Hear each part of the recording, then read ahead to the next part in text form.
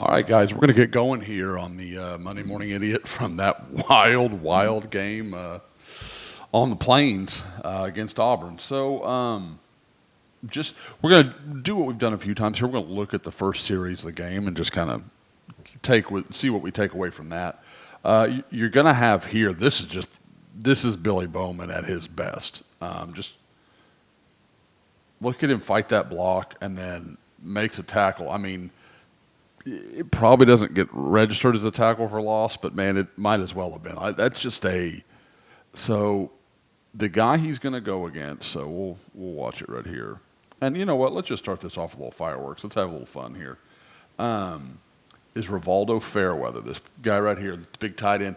Rivaldo Fairweather was a big portal guy a couple years ago in the going into the 2023 season, and is probably 6'5", 255, 260. He is an enormous human being and a big tight end.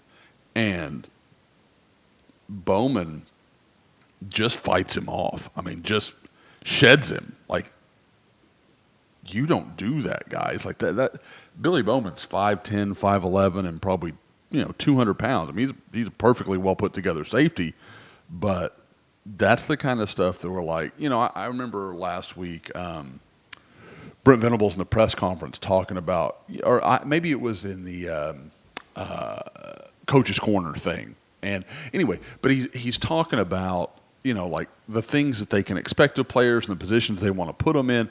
And, we're not trying to make anybody do anything superhuman here.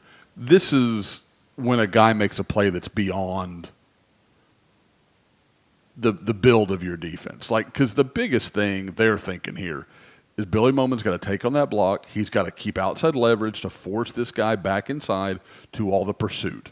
Samuel Omasigo here, Danny Stutzman, Kip Lewis, everybody that's closing in, it's just about slowing the back down long enough for this to be a functional, for this to be a good stop. But, I mean, guys, as you look at it here, this looks, I mean, at least 5 or 6 yard gain here. This looks like a successful play, and Billy Bowman makes it nothing.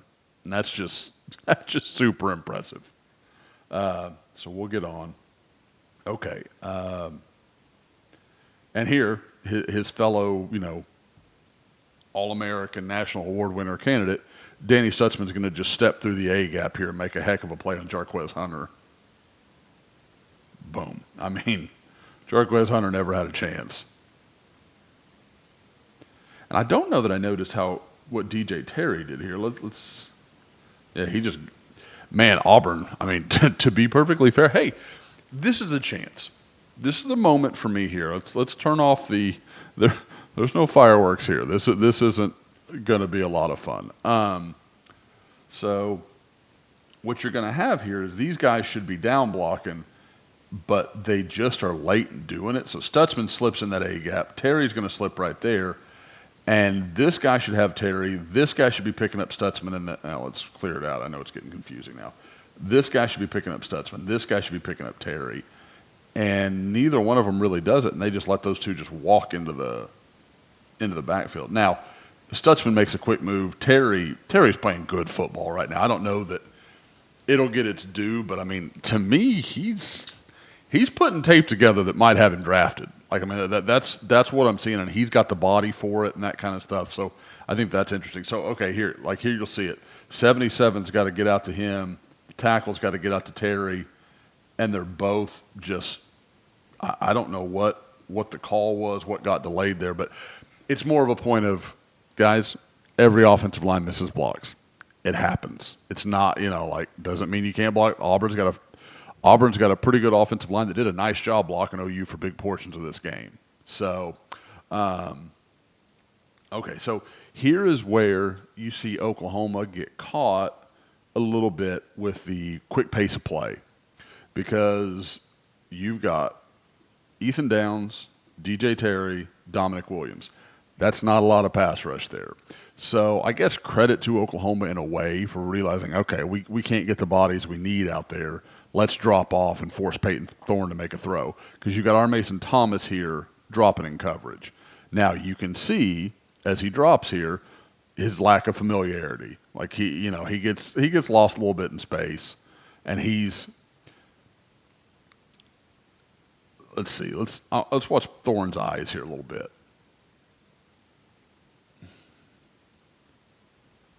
Okay, so he's looking right. I'm guessing he's reading that safety, trying to see if he's got this anything on with this guy up here in the corner. Now he's coming back to the backside. And he's got this. I mean, it's here. And again, this is feel stuff because our Mason Thomas has got to know he can get depth here and still have time to close out on Hunter. If he if Thorne checks down to him, he's going to have time to see it and start closing space. Look at his depth as compared to Stutzman and Lewis, basically, and then even up here. I mean, that is, I believe, Des Malone, I think. But he gets underneath, and then there's time. That's a play that you would expect Cam Coleman to make. That's a super talented young freshman.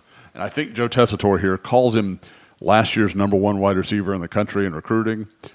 I think Joe Tessitore is one of the best color or play-by-play guys in the business. But Jeremiah Smith was so clearly the #1 wide receiver in the country that the only reason I even mention it is because Jeremiah Smith was so clearly the guy. But Cam Coleman is tremendously talented, and obviously OU fans got a little familiar with him as the game went on. But all in all, a good opening set. But what I was going to say here, and this was kind of my initial point, and then I kind of got watching R. Mason Thomas and his drop. When this is your grouping, I mean, look at like Peyton Thorne could have sat back here for a week. Like there just wasn't going to be much pass rush because that's not really what those guys bring to the table. They're not super twitchy. They're not those type of guys. So, that's an interesting kind of back and forth with OU and how they're deploying things. But I didn't hate that call to drop there. And like I said, to force Peyton Thorne to show you something. So anyway, let's keep it moving here.